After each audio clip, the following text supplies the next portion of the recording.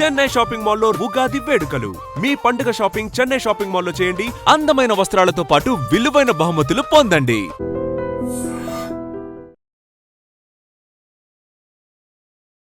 నమస్కారం, మీరు చూస్తుంది ఐ డ్రీమ్. నేను మీ కీర్తి. ఇక నుంచి మీరు నన్ను ఈ ప్లాట్ఫామ్ మీద చూడబోతున్నారు. ఎక్కడున్నా ఎలా ఉన్నా చిన్నప్పటి నుంచి నన్ను మీరందరూ ప్రోత్సహిస్తూ వస్తున్నారు. ఇకపై కూడా మీ ప్రోత్సాహం అలాగే ఉండాలని మనస్ఫూర్తిగా కోరుకుంటున్నానండి. ఇక ఐ డ్రీమ్ విషయానికి వస్తే వాస్తవాన్ని ఎప్పుడూ వాస్తవంగా మీ ముందుంచుతుంది. ఎక్కడ కూడా నాన్ సెంటిమెంటల్గా వెళ్లకుండా సెంటిమెంట్కి, ఎమోషన్స్కి విలువ ఇస్తూ వేరే వాళ్ళ ఎమోషన్స్కి పెద్దపీట వేస్తూ ముందుకు వెళ్తూ ఉంది. ఇకపై మా వంతు కూడా మేము ఐ డ్రీమ్తో సహా ముందుకు వెళ్ళాలి అని మనస్ఫూర్తిగా కోరుకుంటున్నాం. అయితే ఇప్పుడున్న బజ్ ఏంటంటే రష్మిక విజయ్ దేవరకొండ పెళ్ళి. ఒకే రోజు 2 రకాల పెళ్ళిళ్ళు చేసుకుంటున్నారు. రకరకాల స్పెక్యులేషన్స్ వినిపిస్తూ ఉన్నాయి కదా. అసలు ఈ కొడవ పద్ధతిలో పెళ్ళి ఎందుకు జరుగుతుంది? అది వాళ్ళ సంప్రదాయమా, లేకపోతే వివాహ దోషానికి సంబంధించి ఇలా 2 పెళ్ళిళ్ళు చేసుకోవాల్సి వస్తుందా ఒకే రోజు? 2 విధాలైన పెళ్ళిళ్ళు, 2 పెళ్ళిళ్ళు అనకన్నా 2 డిఫరెంట్ కైండ్ ఆఫ్ మ్యారేజెస్ అని అనుకోవచ్చు.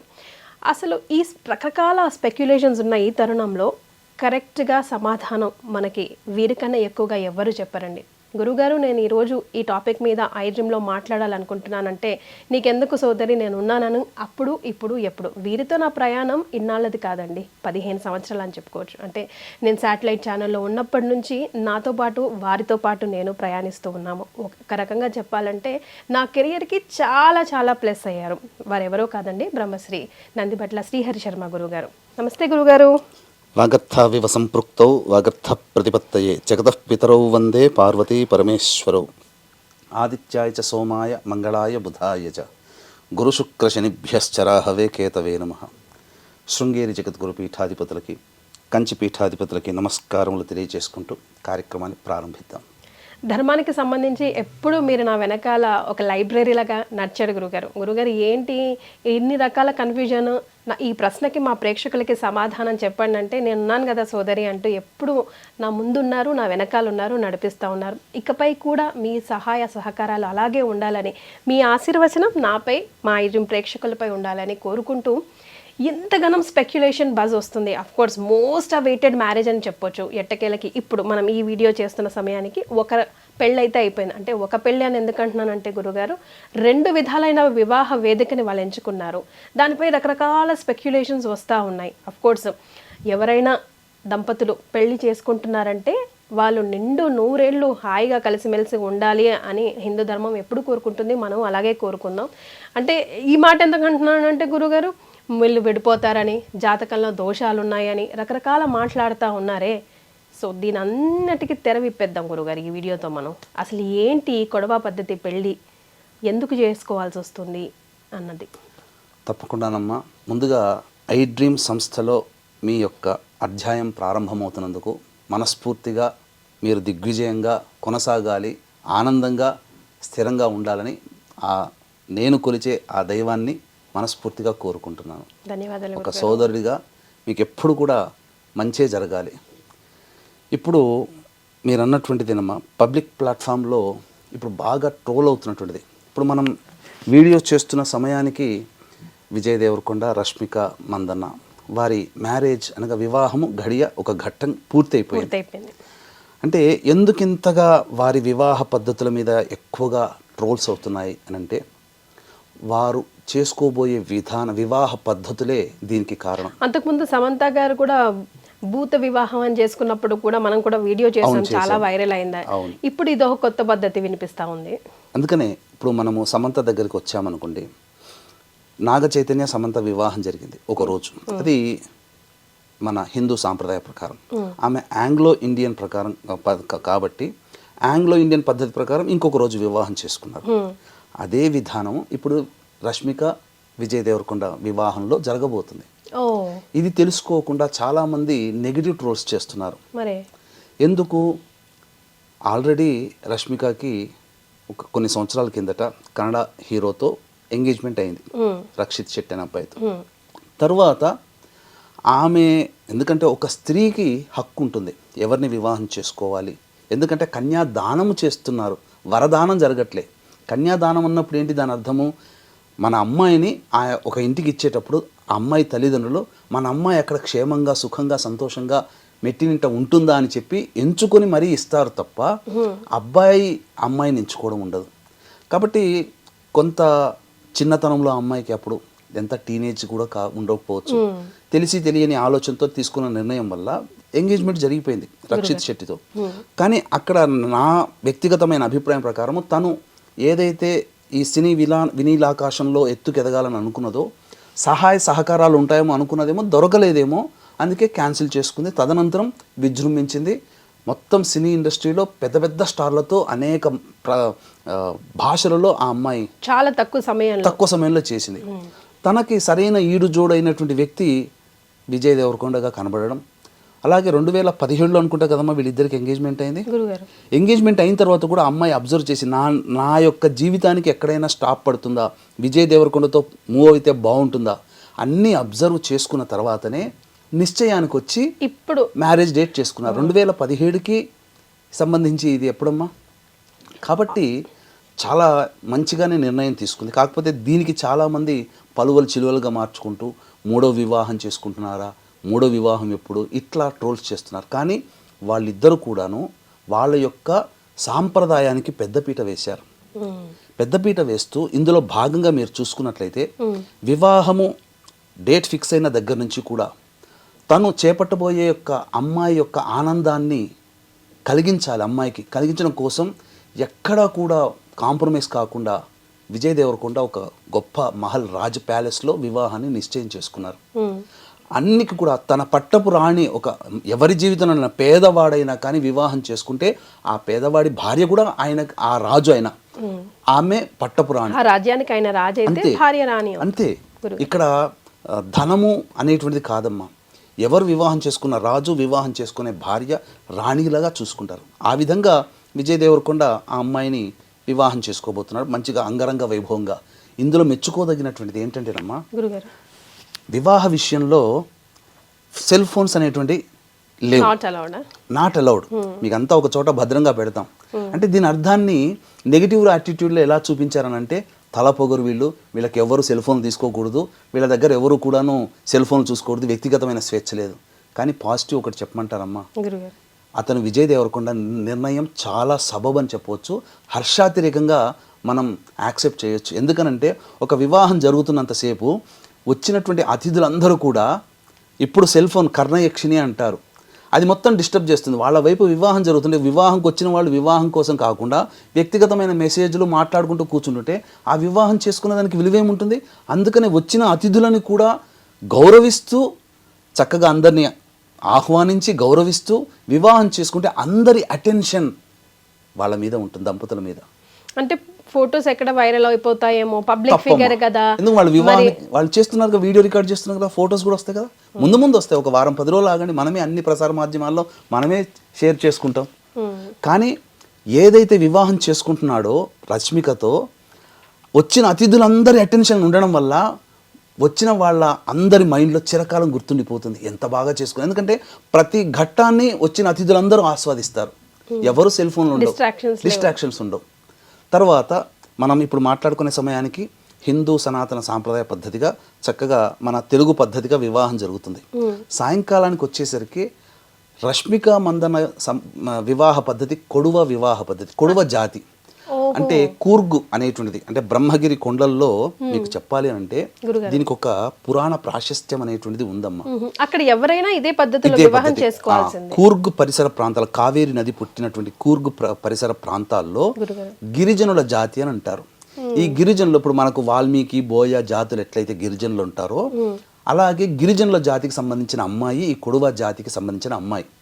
సో వాళ్ళకు ఒక ఆచారం ఏంటంటే మనలాగా పురోహితులు, హోమగుండాలు, అక్షితలు, వచ్చిన బంధువులు ఆశీర్వచనాలు ఉంటాయి, కానీ వేద మంత్రోచ్చారణతో ఉండదు, ఏమీ ఉండవు. ఎందుకు చెప్పమంటారా, వాళ్ళు ఒకప్పుడు 1000 సంవత్సరాల నుంచి కూడా వాళ్ళ జాతి ఉంది, అతి కొద్ది మంది మాత్రమే.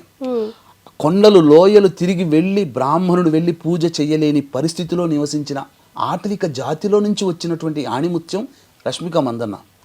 కానీ ఆణిముత్యం ఎందుకన్నానంటే ఇప్పటికీ కూడా వాళ్ళ వంశ ఆచారాన్ని గౌరవించి ఆ పద్ధతిలో వివాహం చేసుకుంది. అందుకే ఆణిముత్యం. అవునండి గురుగారు. ఇప్పుడు మన సనాతన ధర్మం ఎవరిదైనా కానివ్వండి, ఏ పద్ధతి అయినా కానివ్వండి, ముందుకు తీసుకెళ్లాల్సిన బాధ్యత ఈ జనరేషన్ వాళ్ళదే కదా. కది ఈ కొడవ జాతి వివాహ పద్ధతి ఏంటనంటే నల్ల కోటు ధరించి నల్ల తలపాగా ధరించి సాయంకాలం విజయ దేవరకొండకి ఒక కత్తిస్తారు.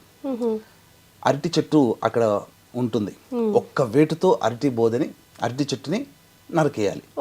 తరువాత వాళ్ళ యొక్క విందులో ప్రధాన పాత్ర పోషించేది పంజికుర్లి అంటే అడవి పంది. ఈ అడవి పంది మాంసాన్ని ఇష్టంగా ఆ రోజున విందులు, ఆటవిక జాతి కదమ్మా పంది, అక్కడ దొరికేది ఆటవికగా అడవి పంది. మధ్య మాంసాలతో విందు ఆరగింపులతో మత పెద్దలు కాదమ్మా, కుటుంబ పెద్దలు వచ్చి ఆశీర్వదిస్తారు. అంగరంగ వైభవంగా ఒకవైపున మంచి చక్కటి అరుటాకి భోజనంలో విందు భోజనమేమో పొద్దున పూట, సాయంకాలానికి రష్మిక మందన్న పుట్టినింటినటువంటి వేడుకగా జరుపుకొని వాళ్ళ ఆచారం ప్రకారం జరుపుకొని వేడుకగా. ఇది వాళ్ళ యొక్క వివాహ పద్ధతిని గౌరవిస్తున్నందుకు సంతోషించాలి. ఈ రోజున మన వివాహ పద్ధతిలో మన తెలుగు వాళ్ళు ఏమన్నా మన పద్ధతిని అనుసరిస్తున్నారా? చాలా మంది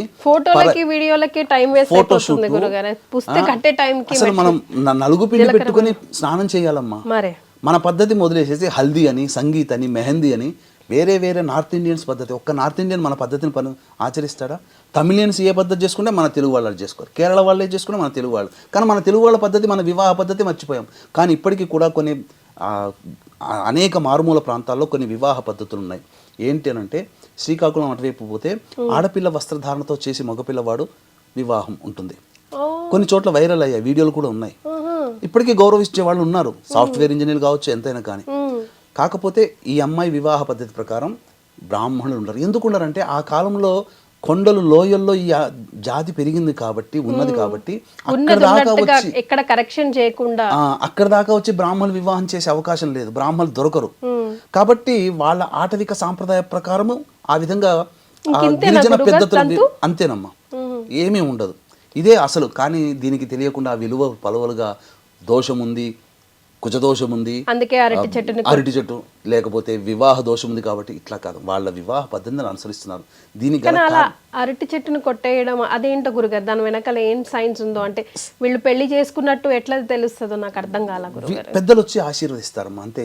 మీకు ఎక్స్చేంజ్ చేసుకోవడం శ్రీశైలము అటువంటి మారుమూల ప్రాంతాల పోతే ఇప్పటికీ బోయే వాళ్ళలో కూడా పురోహితులు ఉండరు. వాళ్ళ ఆచారం ప్రకారం గిరిజన సాంప్రదాయం ప్రకారం వివాహం చేసుకుంటారు. అదే పద్ధతి ఇక్కడ జరుగుతుంది. కోటీశ్వరులైన వాళ్ళ సంఖ్య ఎంతమ్మా, మహా అయితే వేలల్లో ఉంటుందేమో ఆ కొడువ జాతి మొత్తం సంఖ్య. వాళ్ళ భాష తుళు భాష. తుళు ఎవరి భాషమ్మా? మనకు శ్రీకృష్ణదేవరాయలు వారి ఆస్థాన భాష తుళు. ఆయన తుళు భాషకు సంబంధించిన వాడు. మనకు తెలుగు, కన్నడలో కన్నడ ఎట్లనో శ్రీకృష్ణదేవరాయల భాష తుళు. ఆమె భాష కూడా మదర్ టంగ్ కూడా తుళు. విశేషం ఏంటనంటే బ్రహ్మగిరి కొండల్లో అగస్త్య మహాముని కావేరి నదిని కమండలంలో పట్టి బంధించి తీసుకొని పోతుంటాడు. ఇది నచ్చనటువంటి విఘ్నేశ్వరుడు విశ్రమించే, అంటే అగస్త్య మహాముని విశ్రమించే సమయంలో నచ్చనటువంటి విఘ్నేశ్వరుడు కాకి రూపంలో వచ్చి ఆ కమండలాన్ని తన్నేస్తాడు. తన్నేగా ఆ కమండలంలో ఉన్నట్టు నీరు ప్రవహించిపోతుంది బ్రహ్మగిరి కొండలు. అక్కడి నుంచి కావేరి నది పుట్టింది. అందుకనే ఈ యొక్క కొడవ జాతికి సంబంధించినటువంటి మందన్న వాళ్ళ ఫ్యామిలీలలో ఈ యొక్క కావేరి నదిని, ఆ నది దేవతను పూజిస్తారు. ఇప్పటికీ కూడా వాళ్ళ ఇంట్లో కావేరి మా వాళ్ళ ఇంట్లో ఆడపిల్లలకి కావేరి అని పెట్టుకుంటారు. ఇంత సాంప్రదాయాన్ని వాళ్ళు పాటిస్తున్నారు, ఇంత విధానంగా వాళ్ళు పాటిస్తున్నారు తప్ప అందులో ఏమీ లేదమ్మా. సెల్ ఫోన్లు తీసుకురాలేంత మాత్రాన మనం ఏం కాదు. అది కూడా హర్షించదగినటువంటిదే. ఒక ఏ డిస్టర్బెన్స్, ఎటువంటి ఆలోచన లేకుండా మనము ఒక సినిమా చూసామంటే ఆ సినిమా మనకు 2-3 నెలల వరకు మన మైండ్లో ఉంటుందా లేదా? అట్లాగే వాళ్ళ పర్సనల్ నిర్ణయం కూడా కదా గురుగారు, మనం కూడా కొంచెం స్పేస్ ఇవ్వాలి. అండ్ ఎస్ అఫ్ కోర్స్ వాళ్ళు పబ్లిక్ ఫిగర్స్ కాబట్టి మీరు అన్నట్టు ఇవ్వాలి. కాకపోతే 2 రోజులకైనా తప్పకుండా వాళ్ళ ఫ్యాన్స్ కోసమో ప్రేక్షకుల కోసమో వాళ్ళు వీడియోస్, ఫోటోస్ పెడతారు మీడియాలో. ఎలా 4వ తారీఖు రిసెప్షన్ గ్రాండ్ గా చేసుకున్నారు. అన్నిటికంటే మించి మన ప్రధానమంత్రి నరేంద్ర మోదీ గారు వారికి వివాహ శుభాకాంక్షలు తెలియజేశారు. అంటే వాళ్ళు నరేంద్ర మోదీ శుభాకాంక్షలు తెలియజేశాడంటేనే అక్కడ గుర్తుపెట్టుకుని వాళ్ళ సెలబ్రిటీస్ కాదమ్మా, సెలబ్రిటీస్ అని చెప్పలేదు ఆయన. వాళ్ళ యొక్క సాంప్రదాయాన్ని గౌరవించి వివాహం చేసుకుంటున్నారు. మన హిందూ సనాతన ధర్మంలో భాగమైన ఈ జాతులన్నీ ఒకటే అని చెప్పి ఆ విధంగా చక్కగా వివాహ పద్ధతిని ఆకాంక్షిస్తూ ఆనందిస్తూ శుభాకాంక్షలు తెలియజేశాడమ్మా.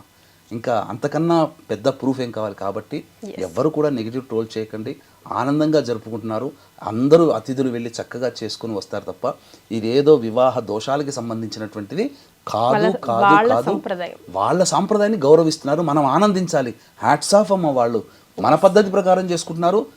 ఈ యొక్క సంబంధించినటువంటి తుళు సాంప్రదాయం ప్రకారంగా కొడువా జాతి సాంప్రదాయంగా అమ్మాయి ఒప్పించుకొని విజయ్ దేవరకొండ చేసుకున్నాడు. అంతకు మించి తన జీవితంలో వచ్చే పట్టపురాణిని ఆనందంగా స్వీకరిస్తున్నారు. ఆమె కోసం చిరకాలం ఆమె జీవితాంతం గుర్తుండిపోయే విధంగా ఒక గొప్ప వివాహ వేడుకను ఆ అమ్మాయి జీవితంలో అందించుతున్నాడు. ఆ అమ్మాయి కూడా తన గొప్ప వరుడిని ఎన్నుకున్న ఆనందంగా ఉంది. ఈ ఆనందం అతిశయ మధ్యలో గతంలో జరిగిపోయిన వాటిని పట్టుకొచ్చి ఒక శాడిజం భావాలతో కొంతమంది కామెంట్స్ పెడుతూ ఉంటే బాధ అనిపిస్తుంది. రక్షిత్ ఎంగేజ్మెంట్ క్యాన్సిల్ అయ్యింది, కాల్ ఆఫ్ అయింది, రకరకాలుగా మాట్లాడుతున్నారు. మనం మాట్లాడుకోవాల్సింది ఆ నెగిటివ్ ట్రోల్స్ చేయాల్సింది సంప్రదాయాన్ని, తన సంప్రదాయాన్ని ఎక్కడైతే పుట్టి పెరిగిందో అంత స్టార్ సూపర్ స్టార్ అయినప్పటికీ కూడా ఆ సంప్రదాయాన్ని ప్రోత్సహిస్తూ తన ఫ్యామిలీకి ఒక ఎగ్జాంపుల్ గా నిలిచింది. చూసారా, ఎక్కడ గురుగారు మనకు అసలు ఆ వివాహం గురించే తెలియదు. ఈరోజు ఇంతమంది మాట్లాడుకుంటున్నాం, ప్రపంచవ్యాప్తంగా మాట్లాడుకుంటున్నాం అంటే నిజంగా మీరు అన్నట్టుగా ఇద్దరికి కూడా హ్యాట్స్ ఆఫ్ చెప్దాం. అండ్ వారిద్దరు కూడా లైఫ్ లాంగ్ హ్యాపీగా కలిసి ఉండాలని ఐ డ్రీమ్ మనస్ఫూర్తిగా కోరుకుంటుంది. చాలా మంచి ఇన్ఫర్మేషన్ ఇచ్చారు గురుగారు, మనలో చాలా మందికి తెలియదు కూడా. చాలా సంతోషం, ధన్యవాదాలు. సర్వం Shri Umamaheshwara పరబ్రహ్మార్పణమస్తు. And for more videos, please subscribe to iDream. Please subscribe to iDream. Please subscribe iDream. And please subscribe to iDream. For more videos, subscribe to iDream. please like, share and subscribe to the channel. Congratulations, iDream. Subscribe to iDream. Subscribe to iDream. So subscribe to iDream Media. iDream ki iDream team andarki huge congratulations. Please subscribe iDream Media. Please subscribe to iDream. Subscribe iDream. Please subscribe to iDream. iDream అంటే నా కళల ఛానల్ను subscribe చేసుకున్న నోరు తిరుగుతలేదు, మీరైతే గంట గుర్తు కొట్టండి. For more such videos, please subscribe to iDream. Subscribe to iDream. Please subscribe to iDream. Please subscribe iDream Media. Please do subscribe to iDream. Please subscribe to iDream Media. For best entertainment and information, please subscribe iDream. And don't forget to subscribe to iDream.